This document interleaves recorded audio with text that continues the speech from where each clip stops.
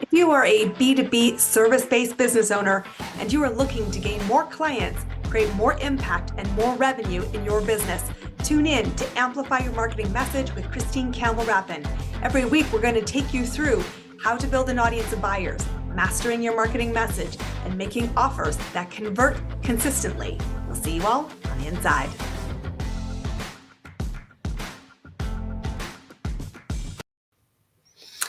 If you are like 95% of the entrepreneurs I meet when I'm out networking, you have this massive question in your head. Where in the heck is my next buyer going to come from?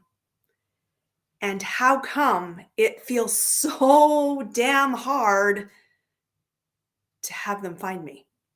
That's what we're going to be tackling today on Amplify Your Marketing Message with me, your host, Campbell Rapin. I am a business mentor and strategist who helps business owners figure out who is their next buyer.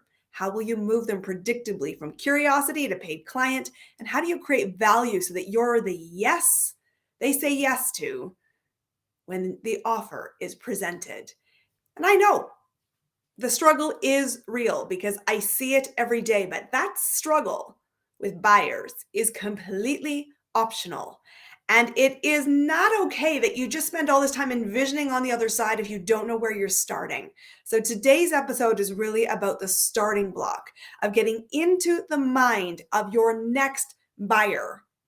And I will tell you, your next buyer is not a reflection of your current client who has already said yes. And that's why you're so in the struggle right now. Here's why. Let me break this down before we jump in. Your current client has already had a moment of enlightenment where they saw the problem, they saw your solution, and they connected the solution that you offer to their gap, and they said yes to you.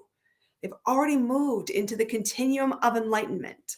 Congratulations. That is awesome to see. I want to see more of that in your business. But if you take this client who's already said yes and you simply think that's your next buyer, you have a problem because your next buyer isn't in the same place in the time continuum. They're in the dark still. They're wondering, what the heck is the problem? What do I need? And they have not even thought about, why would I hire you? And so using messaging to the current client is a waste of time to find your next client. So if we know that that's the truth, and you can see it listening into this episode today, I want you to be thinking, what does your buyer, the next buyer coming into your pipeline, want? Well, it starts with a couple of key questions that you need to spend time answering. Without this, you are throwing spaghetti at the wall and running to the tactics and hoping for success instead of having a clear strategy that you know will predictably create success. So the first piece that I want to be asking is, you need to be marketing to the person in the before scene. If you were in a movie plot, you want to talk about where were they before they became a client? What was going on in their world? What were the struggles they encountered? What had they tried as solutions? And what is the line in the sand that they keep drawing where they get tired of their own BS and say, I can't stay here?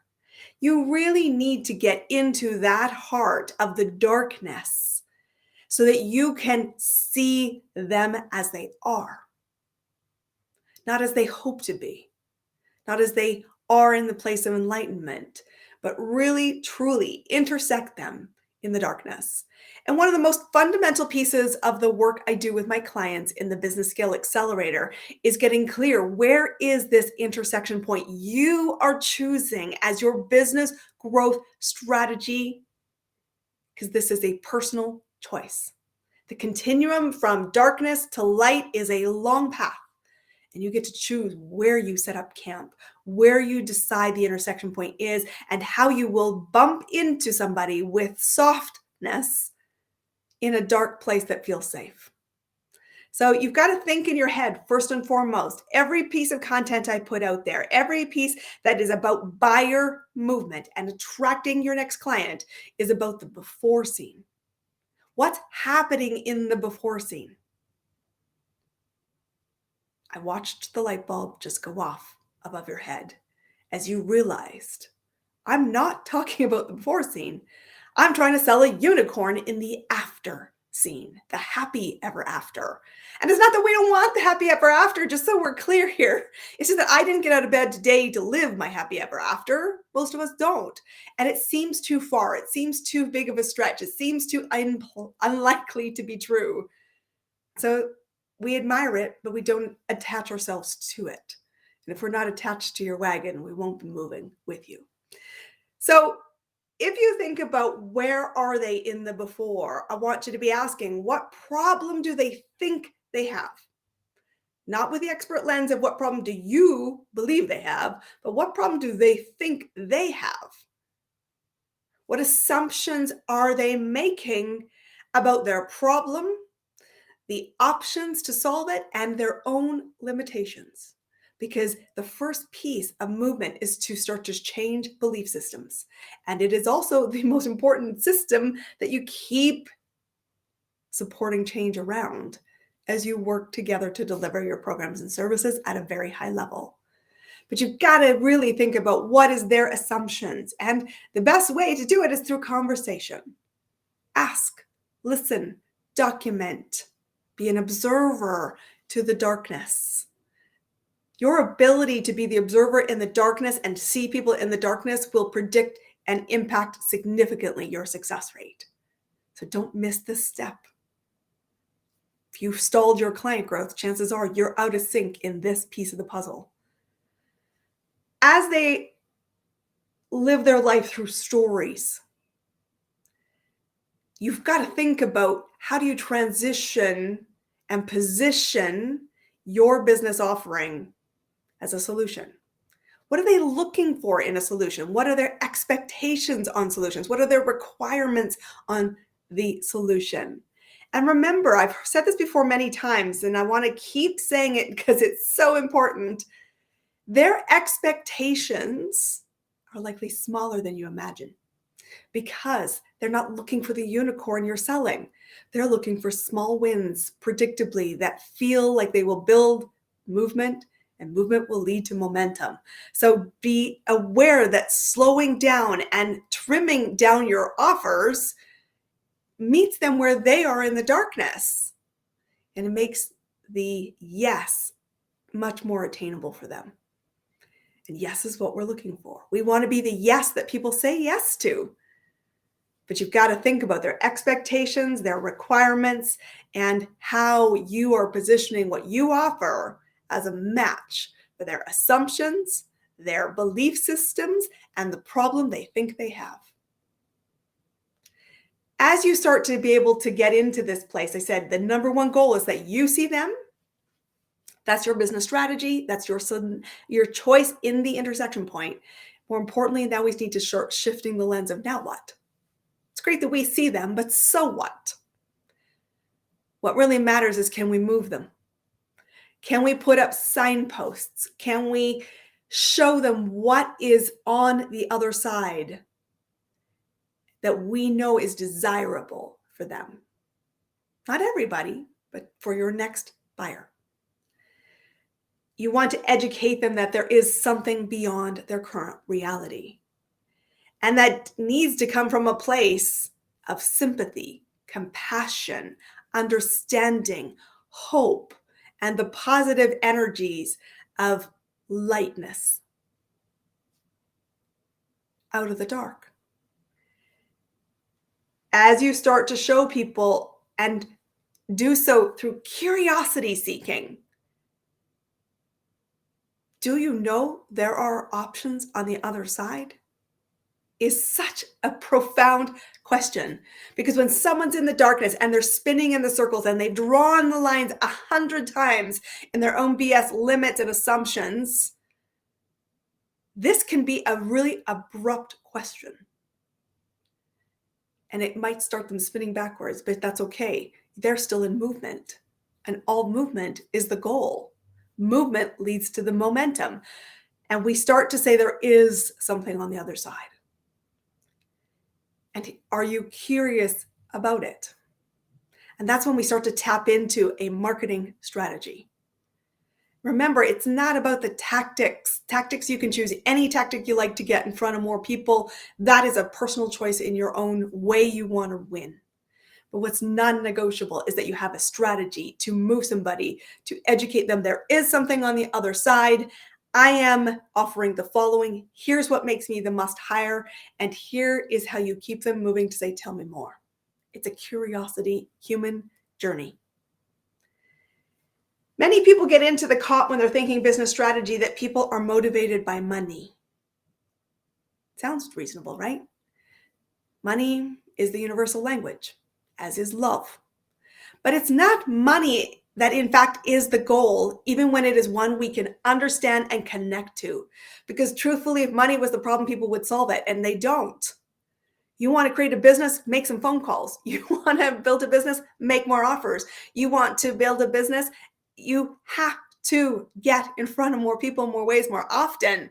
And yet every business owner goes, I don't know where all my buyers are. Well, they're out there spending money, not with you, because you're not doing the work. It's not money that's driving you.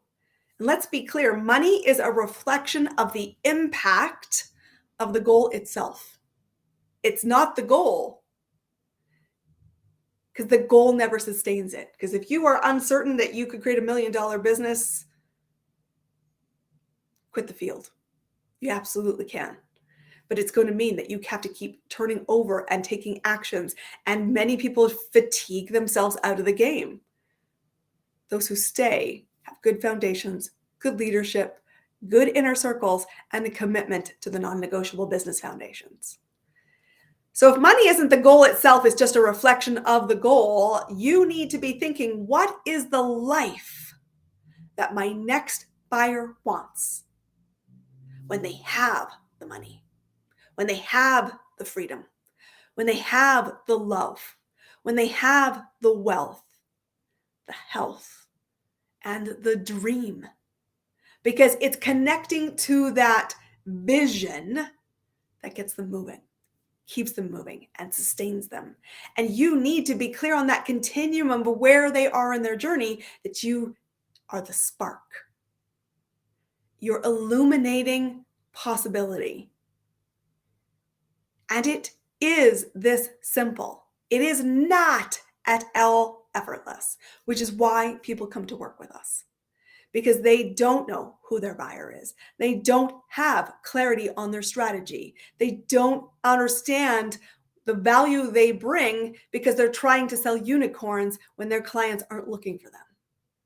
Unicorns, that is. And so if you simply slow yourself down, I want you to think about in your business, if you want to amplify your marketing and you want to influence more people and you want to get your clients, the dream ones you want to see every day walk into your business doors, it is simple. I'm going to recap it for you. What does your buyer want? Your next buyer, not your current client, your next buyer. You've got to market to that person in the before scene, not the enlightened, happy ever after scene. You need to understand, what problem are they seeking? What problem do they think they have? What is the lens in which they're seeing the world? What assumptions are they making about the limits, the possibilities, the beliefs for them where they are right now in the darkness? How does the solution that you might propose fit their expectations, their requirements, and their assumptions? It has to be within the realm of possibility, or they will walk right by you. And in order to do that, you need to then be able to tie through strategy a connection from where they are to where they want to go, and you as the guide to get there. That means you need to know, one, where they are, the world they see, why they see you in a certain way, and how you are valued to them. Not justifying yourself, but valued to them. That's essential, or you will never be the must hire. From there, you need to understand that the thing that keeps them and sustains them moving is small wins. Smaller than you are giving credit for right now, I can almost guarantee it. 1% is the difference maker in business, my friends. You don't have to be changing in 100%. You need to go for the 1%. And you need to understand that it's not about money, even though that's the really easy, commonly accepted cultural driver. Money isn't what motivates us. For the vast majority of us, we would like more. Could we create more? 100%. Are we doing anything to do that? Unlikely. Not consistently, in fits and spurts. Well, I don't want you building a business on something that's motivated by fits and spurts. I want you to create a client growth engine. I want you to have predictability, that you know where your next buyer is coming from. And in order to do that, you need to get clear that money is a reflection of the goal. It's not the goal itself. Because that $1 million life, that $1 million business, that $1 million wealth, whatever that is, money, health, freedom, love, community, all comes through choice. And that's why when we talk about amplifying your marketing message, you as the business owner have to step off the tactic crazy wheel you're on and start thinking about a planned strategy. Strategy is the heartbeat and the framework of how you show up to attract your next buyer. It asks 4 key questions. Who are we? How do we want to play on the field we choose? How will we win in the field that we choose? And what resources and capacity do we have today and in the mid and long term that we need to create the ripples of change? Well, in that strategy framework, we need to know who's our buyer, how will we move them predictably, how do we create value?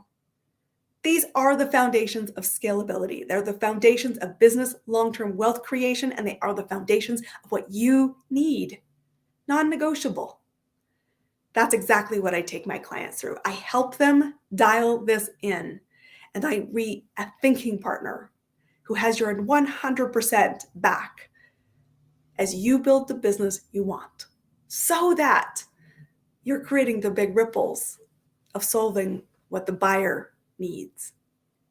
Not just once in a while, but you become the yes they say yes to.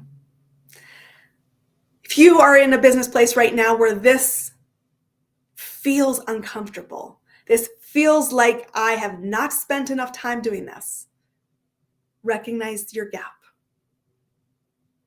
Come talk to me and figure out where are the gaps and work with me to achieve a bridge that overcomes the gap predictably. Because I will tell you, I have the best life ever. I love working shotgun with my clients. I love seeing the ripples of the work my clients do. They are movement makers. They're empire builders. They're leaders who are changing the world and creating community, connection. That's the currency of today. It's fun. It's your invitation.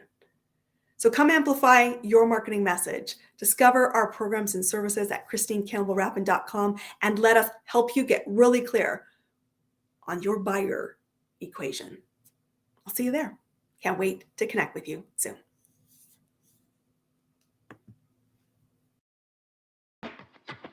That's a wrap on another amazing episode of Amplify Your Marketing Message with me, your host, Christine Campbell Rapin.